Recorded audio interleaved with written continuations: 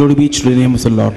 தேவனுடைய நாமத்திற்கு மகிமை உண்டாவதாக. It's a great honor to stand in the presence of the Lord and share the word of God once again in your midst. உங்கள் மத்தியிலே நின்று தேவனுடைய சமூகத்திலிருந்து மறுபடியுமாக கர்த்தருடைய வார்த்தை கொடுப்பதில் மிகுந்த சந்தோஷம் அடைகிறோம். Our God is a great God. நம்முடைய தேவன் பெரிய தேவனாய் இருக்கிறார். Jesus is a good God. இயேசு கிறிஸ்து அவர் நல்ல தெய்வமாய் இருக்கிறார். He loves each and every one of our us. ஒவ்வொருவரையும் தனிப்பட்ட முறையில் நேசிக்கிறவராய் இருக்கிறார். There is nothing that God cannot use. தேவனால் செய்யக்கூடாதது என்று ஒன்றுமே இல்லை. He can do anything and he can do everything through you. அவர் எதையும் செய்ய முடியும், எப்படியும் செய்ய முடியும் என்பதை நாம் பார்க்கும். In Bible we can see many examples. அதை குறித்து வேதாகமத்திலே பலவிதமான உதாரணங்களை நாம் பார்க்கிறோம். God used poor people for his ministry. இந்த இயேசு தன்னுடைய ஊழியத்திற்கென்று பல ஏழ்மையான ஜனங்களை எடுத்து உபயோகப்படுத்துகிறார். God used mad people for his ministry. தேவன் தம்முடைய ஊழியத்திற்கென்று சொல்லி பைத்தியமானவர்களை கூட எடுத்து உபயோகப்படுத்துகிறார். God can mold anyone.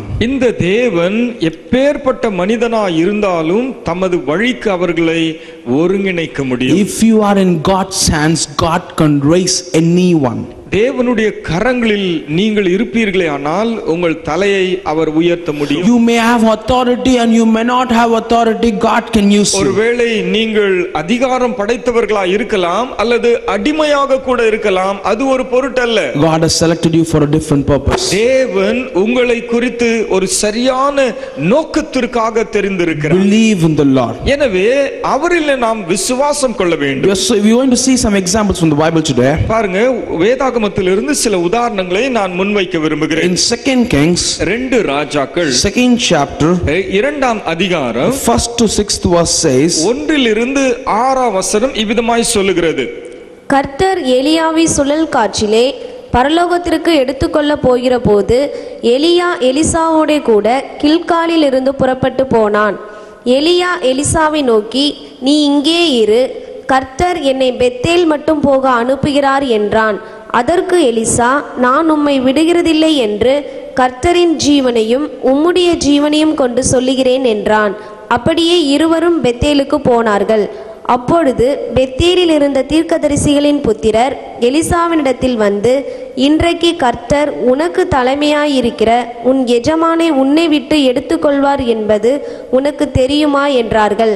அதற்கு அவன், எனக்கு தெரியும், சும்மா இருங்கள் என்றான். பின்பு எலியா அவனை நோக்கி, எலிசாவே, நீ இங்கே இரு, கர்த்தர் என்னை எரிகோ மட்டும் போக அனுப்புகிறார் என்றான். அதற்கு அவன், நான் உம்மை விடுகிறதில்லை என்று கர்த்தருடைய ஜீவனையும் உம்முடைய ஜீவனையும் கொண்டு சொல்லுகிறேன் என்றான். அப்படியே அவர்கள் எரிகோவுக்கு வந்தார்கள். எரிகோவில் இருந்த தீர்க்கதரிசிகளின் புத்திரர் எலிசாவினிடத்தில் வந்து, இன்றைக்கு கர்த்தர் உனக்கு தலைமையாயிருக்கிற உன் எஜமானை உன்னை விட்டு எடுத்துக்கொள்வார் என்பது உனக்கு தெரியுமா என்று அவனை கேட்டார்கள். அதற்கு அவன், எனக்கு தெரியும், சும்மா இருங்கள் என்றான்.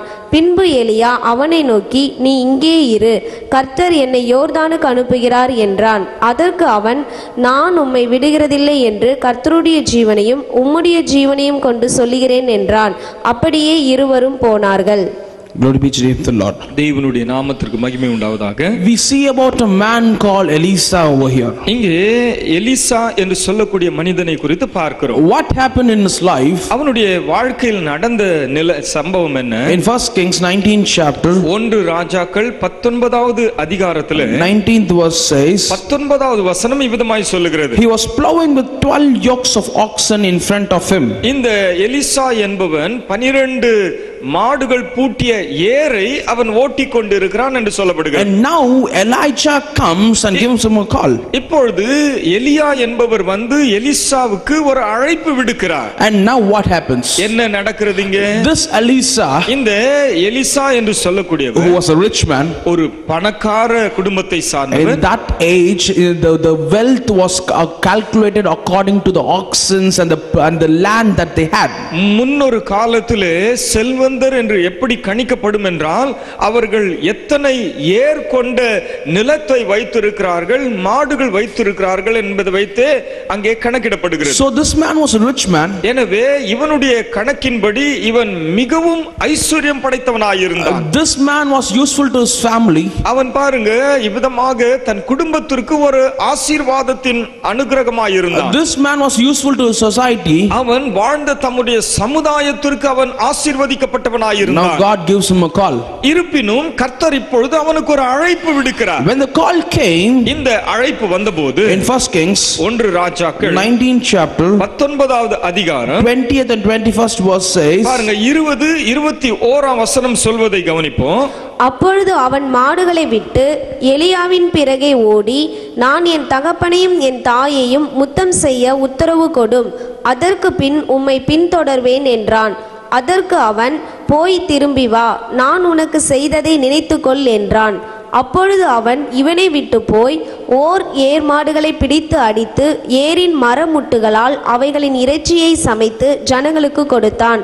அவர்கள் சாப்பிட்ட பிற்பாடு அவன் எழுந்து எலியாவுக்கு பின் சென்று அவனுக்கு ஊழியம் செய்தான். Glory be to the name of the Lord. தேவனுடைய நாமம் மகிமைப்படுவதாக. What happened over here is, இங்கே நடக்கும் சம்பவத்தை கவனிங்க. when he got the call, இப்பொழுது எலிசாவுக்கு அழைப்பு கொடுக்கப்படுகிறது. he goes back. அவன் திரும்ப தன் குடும்பத்தாரை சந்திக்க போகிறார். He slays his oxen. அங்கே அவர்களை சந்தித்து தனக்கு இருந்ததான ஏர் மாடுகளை அவன் பலியிடுகிறான். Destroyed all the things that he had in his life. அவனுடைய வாழ்க்கைக்கு அனுகூலமாய் இருந்த எல்லாவற்றையும் அவன் அழித்துவிட்டு, burnt it, அவைகளை எரித்துவிட்டு, and then followed the call. பின்பாக அவனுக்கு கொடுக்கப்பட்டதான அந்த அழைப்பை நோக்கி முன் செல்லுகிறதை பார்க்கிறோம். Sometimes what happens in our life, நம்முடைய வாழ்க்கையிலே நடக்கிற நிலை என்ன? we come into the Lord, நாம் தேவனிடத்திலே வருகிறோம். we take it as some kind of chance. இதை தேவனுடைய ஆசீர்வாதங்கள் என்று சொல்லி அதை ஒரு வாய்ப்பாக நாம் எடுத்துக்கொள்கிறோம். If I succeed, I will run in this path. If I fail, I can go back to my old life. அப்ப பாருங்க, ஒருவேளை தேவன் என்னை ஆசீர்வதிப்பாரானால் இந்த பாதை தான் எனக்கு உகந்தது, வெற்றியின் பாதை, இதையே நான் தொடருவேன் என்று நாம் முயற்சிக்கிறோம்.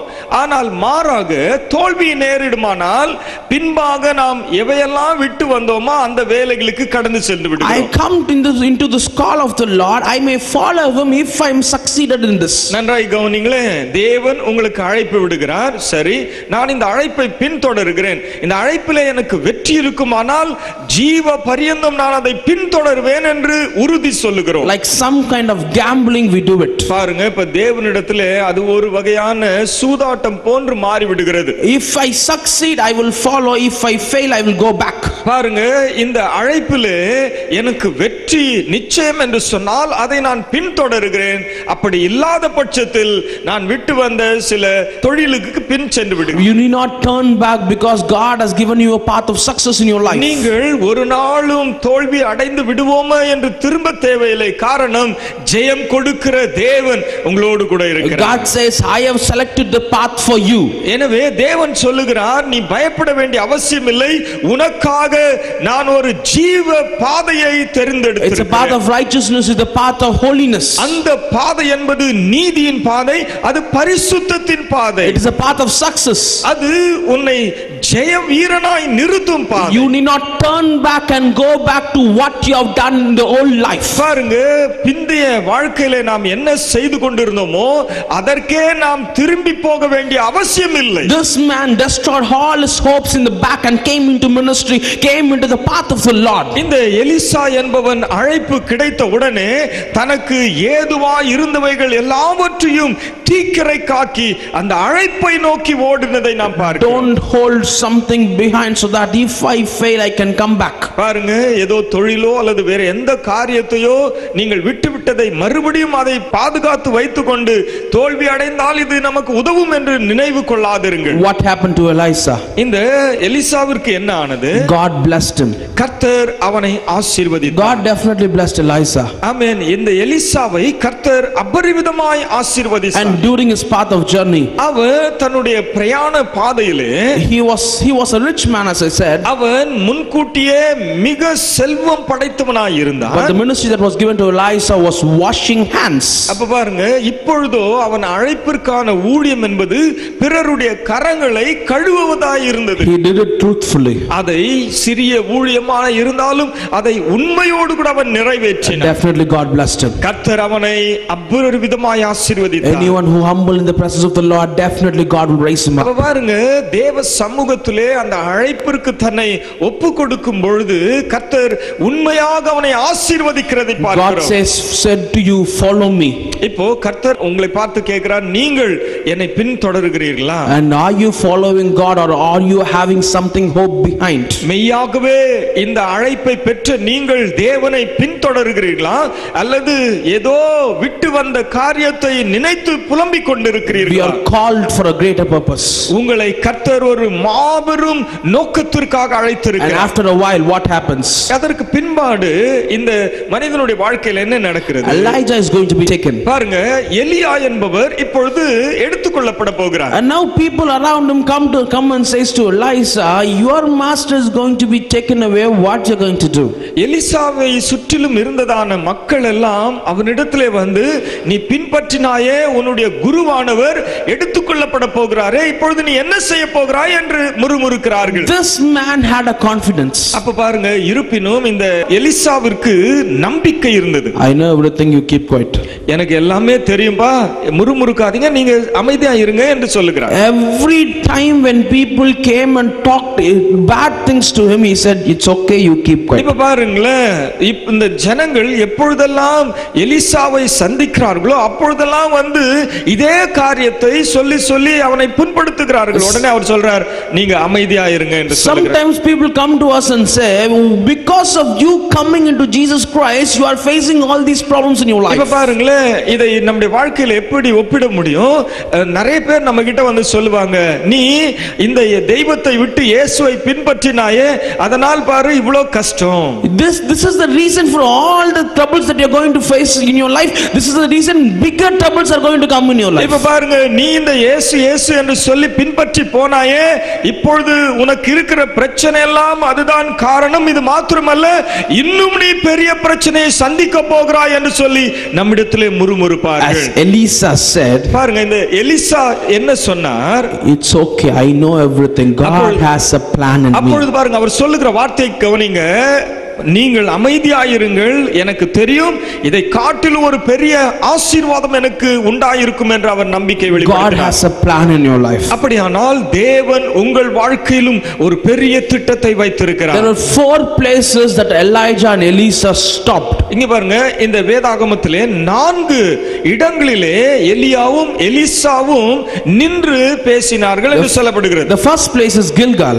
இந்த முதலாவது ஸ்தலம் கில்கால் என்று சொல்லக்கூடிய ஸ்தலம். If you see about Gilgal, இந்த கில்கால் என்ற அதன் சரித்திரத்தை நாம் பார்ப்போமேயானால், this is the place where Israelites came first to enter Canaan. இந்த கில்கால் அதனுடைய சரித்திரத்தை நாம் பார்ப்போமேயானால், இஸ்ரவேலர்கள் கானான் தேசத்தை அடைவதற்கு முதல் ஸ்தலமாக இது நுழைவாசலாய் இருந்தது. Joshua took 12 stones from Jordan and placed in Gilgal. அப்ப பாருங்க, யோசுவா என்ற தலைவன் 12 கற்களை எடுத்து அந்த கில்காலிலே அதை வைத்து ஒரு அடையாளமாக வைக்கிறார். This is the place where 12 stones was placed in Gilgal as a remembrance of coming out of Jordan. இந்த கில்காலில் என்ற ஸ்தலத்திலே 12 கற்கள் வைக்கப்பட்டது.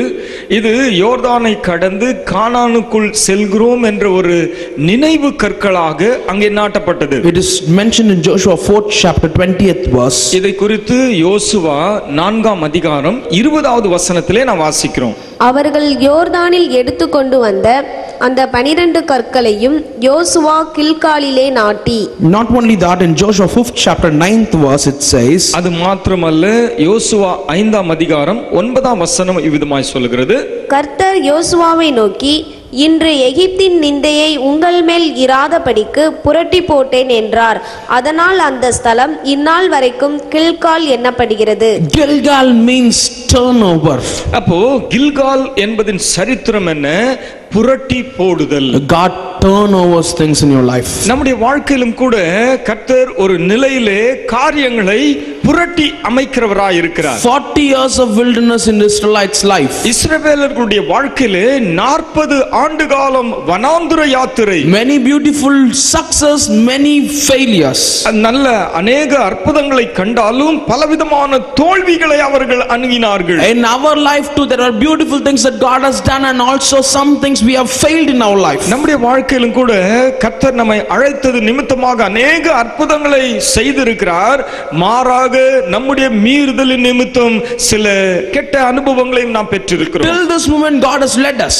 இந்த நாளிகை வரையிலும் தேவன் நம்மை வழி நடத்தி இருக்கிறார். This Gilgal is turn over things in your life. Gilgal என்று சொல்லக்கூடியது நம்முடைய வாழ்க்கையிலே ஒரு மறுரூப அனுபவம் என்று எடுத்துக்கொள்ளலாம். The wilderness is going to turn into the beautiful place of the Lord. இந்நாள் வரையிலும் நீங்கள் அனுபவித்து வந்ததான வனாந்தர அனுபவங்கள் மாற்றி அமைக்கப்பட்டு கானானின் ஆசீர்வாதங்களை சுதந்தரிக்க போகிறீர்கள். God says for Christ's sake whatever you have done definitely God will bless you. தேவன் சொல்லுகிறார் இயேசுவின் நிமித்தமாக இந்நாள் வரையிலும் நீங்கள் செய்த எந்த காரியத்திற்கான பிரதிபலனும் உண்டு என்று சொல்லுகிறார். You followed through the Lord till this moment definitely God will bless you. இந்த நாழிகை வரையிலும் நீங்கள் தேவனை பின்பற்றினபடினாலே நிச்சயம் உங்களுக்கு ஆசீர்வாதம் உண்டு என்று அவர் உறுதி சொல்லுகிறார். Gilgal is turn over things in your life. Gilgal என்று சொல்லக்கூடிய ஸ்தலம் உங்கள் வாழ்க்கையின் கசப்புகளை புரட்டி போடும் இடமாகும். The path of the Lord is going to turn over your life. தேவனுடைய வழி நடத்துதல்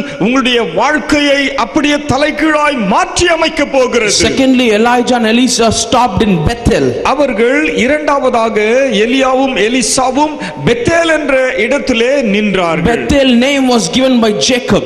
பெத்தேல் என்றதான சரித்திரம் யாக்கோபு என்ற தேவ மனிதனால் கொடுக்கப்பட்டது. It is a place where he got vision about the Lord. இந்த பெத்தேல் ஸ்தலத்தில் தான் யாக்கோபு தேவனை முகமுகமாய் தரிசித்த அனுபவத்தை பெற்றார். In Genesis 28 chapter 19th verse. பாருங்க, ஆதியாகமம் 28வது அதிகாரம் 19வது வசனத்தில் அந்த சரித்திரம் பார்க்கிறோம். அந்த ஸ்தலத்திற்கு பெத்தேல் என்று பெயரிட்டான்.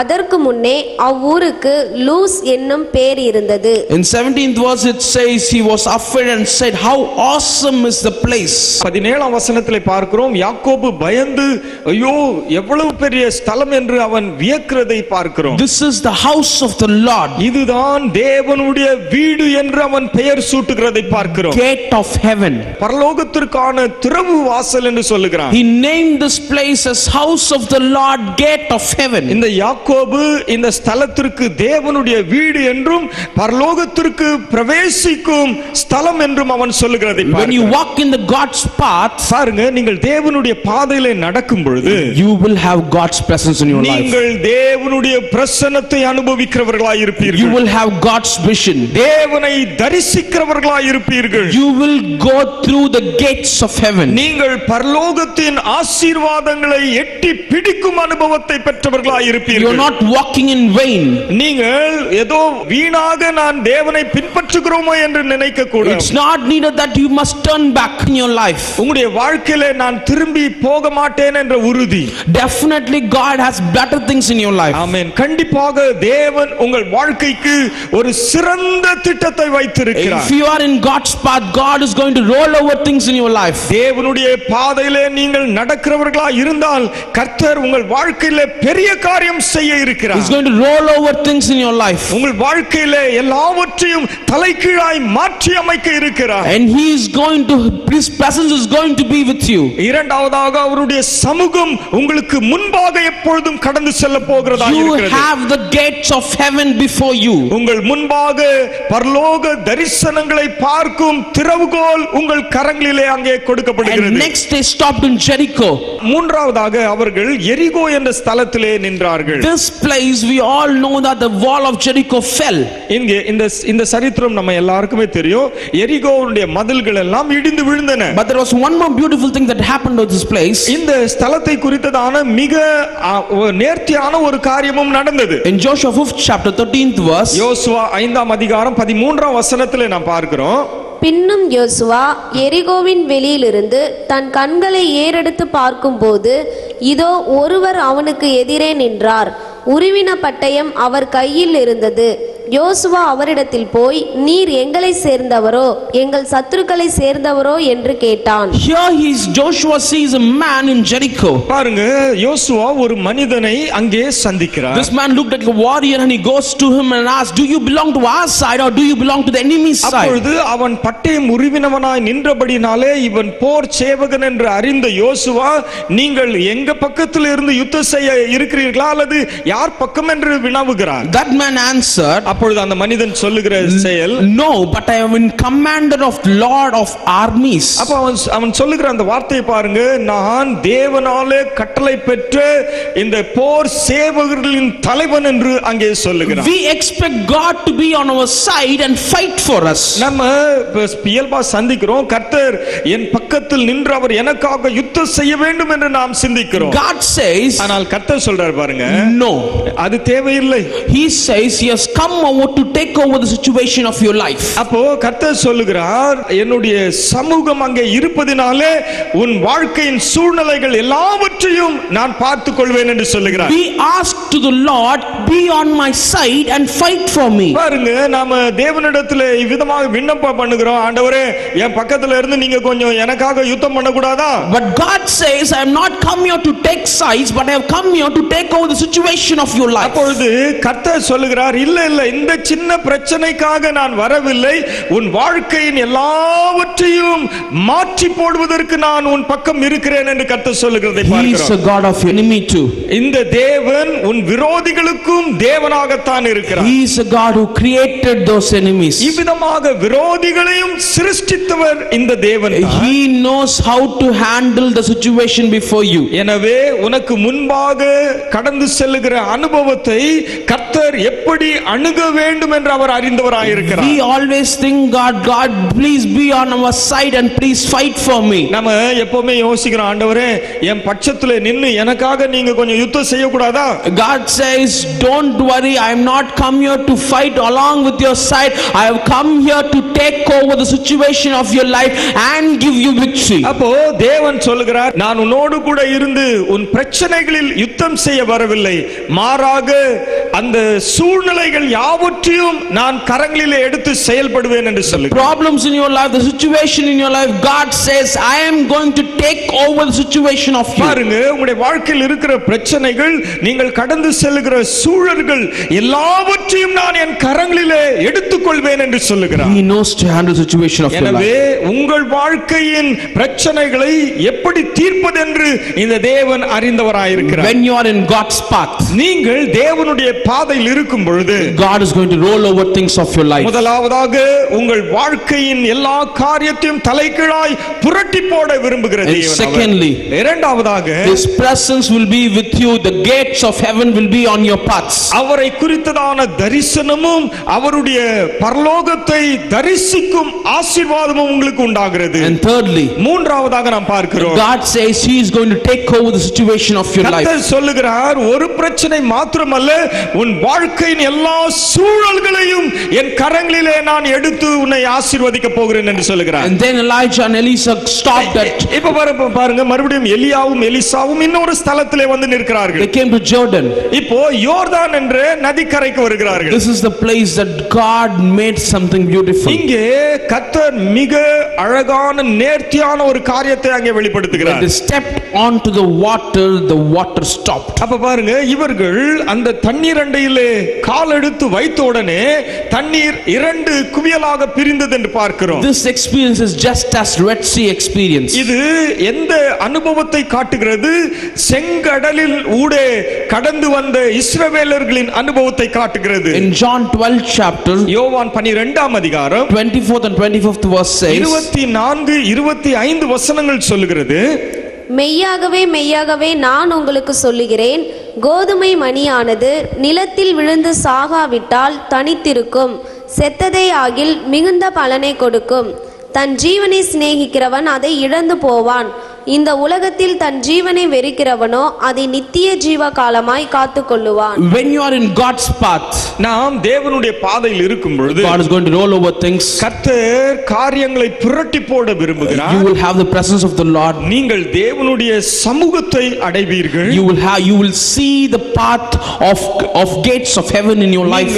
பரலோகத்திற்கு கடந்து செல்லும் பாதை நீங்கள் பார்க்க முடியும். And thirdly, மூன்றாவதாக, God is going to take over the situation of your life. உங்களுடைய வாழ்க்கையின் சூழ்நிலைகளை கர்த்தர் தம்முடைய கரங்களில் எடுத்து செயல்படுகிறார். And fourthly, நான்காவதாக, and you are going to get into the Jordan and come out of Jordan, not only you being a blessing to yourself, but you are going to blessing to be thousands of people around you. நீங்கள் இந்த யோர்தானை கடந்து அக்கறைக்கு வந்து அந்த ஆசீர்வாதம் மாத்திரமல்ல, உங்கள் வாழ்க்கையானது அநேகருக்கு ஆசீர்வாதத்தின் ஊற்றாக மாறப் போகிறது. Believe in the Lord. எனவே இயேசுவில் விசுவாசம் கொள்ளுங்கள். As Elisa did.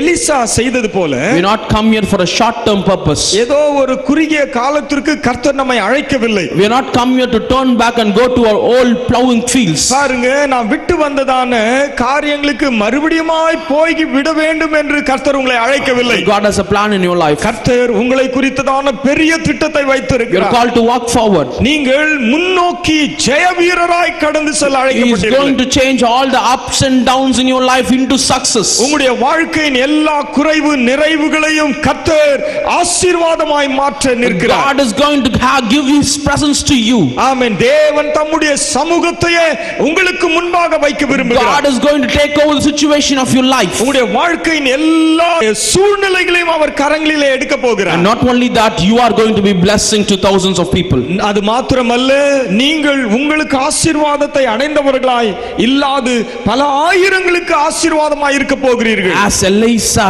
did, you must follow the Lord at all situations.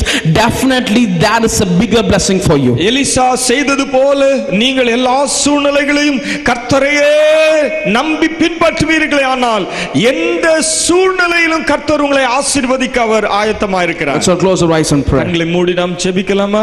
Gracious Heavenly Father, எங்கள் கிருபையுள்ள நல்ல பிதாவே, you are a great God. நீங்க பெரிய தேவனப்பா. There is nothing that you cannot do. உம்மாலே செய்யக்கூடாதது என்று இந்த உலகத்தில் ஒன்றுமே இல்லை. Lord, I come into the presence of the Lord, into the path of the Lord, believing in you, Lord. உம்மில் விசுவாசம் கொண்டு நீர் அழைத்த அந்த அழைப்பின் நீதியின் பாதையிலே நான் கடந்து வருகிறேன். Lord, I should not turn back. நான் ஒருபோது பின்னிட்டு பார்க்க கூடாது. Anyone that is hearing this message, Lord, they should not turn back. இந்த வார்த்தைகளை கேட்டுக்கொண்டிருக்கிற யாராயிலும் ஆண்டவரே கலப்பையிலே கை வைத்துவிட்டு பின்னிட்டு திரும்பி பார்க்கவே கூடாது. The people around us are trying to pull us back. இந்த உலகத்தில் இருக்கிற ஜனங்கள் நீ ஏன் இந்த இயேசுவை பின்பற்றுகிறாய் என்று எங்களை பின்னிட்டு இழுக்க முற்படுவார்கள். But you have a greater plan in our life. ஆண்டவரே, நீர் வைத்திருக்கிற அந்த பெரிய திட்டத்தை அறிந்து நாங்கள் அதில் ஓட உதவி செய். You know, you are going to roll over things of our life. நீங்க எங்கள் வாழ்க்கையின் சூழ்நிலைகளை ஆமென் புரட்டி போட உம்மால் கூடும். The diseases, எங்களுக்கு விரோதமாய் வருகிற வஞ்சனைகள், diseases, எங்களுக்கு விரோதமாய் வருகிற வியாதிகள், all the problems that comes in our life, in the business and everything. நாங்கள் செய்கிற தொழிலிலே மற்றும் எல்லாவற்றிலிருந்தும் எங்களுக்கு விரோதமாய் வருகிற எல்லா தீங்கான காரியங்கள், family pressures, எங்களுடைய குடும்பத்தினுடைய அழுத்தங்கள், Lord, you are going to take over the situation, Lord. நீர் இவைகள் எல்லா சூழ்நிலைகளிலும் எங்களுக்கு இருந்து உதவி செய்கிறதற்கு Lord, we are going to feel the presence of the Lord. உம்முடைய சமூகத்தை நாங்கள் எல்லாரும் உணரப் போகிறதற்காக நன்றி. Lord, we are in the path of heaven. நாங்கள் பரலோகத்தை அடையும் பாதையில் இருக்கிறோம். Lord, we should not turn back. நாங்கள் ஒரு நாள் திரும்பி பார்க்க கூடாது. Lord, we must be a blessing to thousands of people around us. நாங்கள் இங்கே சுற்றி இருக்கிற சமுதாயத்திற்கு ஆசீர்வாதமாய் இருக்க உதவி செய். You called us for a greater purpose. நீங்கள் அதற்காகவே எங்களை அழைத்திருக்கிறீர்கள். Lord, we believe this, Lord. இதை நாங்கள் விசுவாசிக்கிறோம். Lord, be with us all throughout our life. எங்கள் வாழ்க்கையின் முடிவு பரியந்தம் நீர் எங்களோடு கூட இருப்பீராக. We commit everything into Jesus' name. எல்லாவற்றையும் உம்முடைய திருக்கரத்திலே இயேசுவின் நாமத்தில் சமர்ப்பிக்கிறோம். Amen. சென்னை ஹோப் ஏஜி சபையின் ஆராதனை நேரங்கள்: ஞாயிற்றுக்கிழமை முதல் ஆராதனை காலை 5 மணிக்கும், இரண்டாவது ஆராதனை காலை 7 மணிக்கும், மூன்றாவது ஆராதனை காலை 8:45 மணிக்கும், நான்காம் ஆராதனை காலை 10:30 மணிக்கும், ஆங்கில ஆராதனை காலை 9 மணிக்கும், வாலிபர் ஆராதனை மாலை தெலுங்கு ஆராதனை மாலை 5 மணிக்கும் மற்றும் மாலை ஆராதனை 6:30 மணிக்கும் நடைபெறுகிறது. அதோடு வெள்ளிக்கிழமை தோறும் உபவாச ஜெபம் காலை 10 மணிக்கும், சனிக்கிழமை தோறும் அற்புத சுகமளிக்கும் ஆராதனை மாலை 6:30 மணிக்கும் நடைபெற உள்ளது. இவ்வாராதனைகளில் பங்கு பெற்று தேவ ஆசீர்வாதங்களை பெற்றுச் செல்ல உங்கள் அனைவரையும் அன்புடன் அழைக்கின்றோம். அன்பானவர்களே, உங்கள் ஜெப தேவைகளுக்கும் மேலும் ஆலோசனைகளுக்கும் நீங்கள் எங்களோடு தொடர்பு கொள்ள வேண்டிய முகவரி நம்பிக்கை ஏஜி சபை, எண் 1, டாக்டர் ராதாகிருஷ்ணன் தெரு, பள்ளிக்கரணை, சென்னை 600100.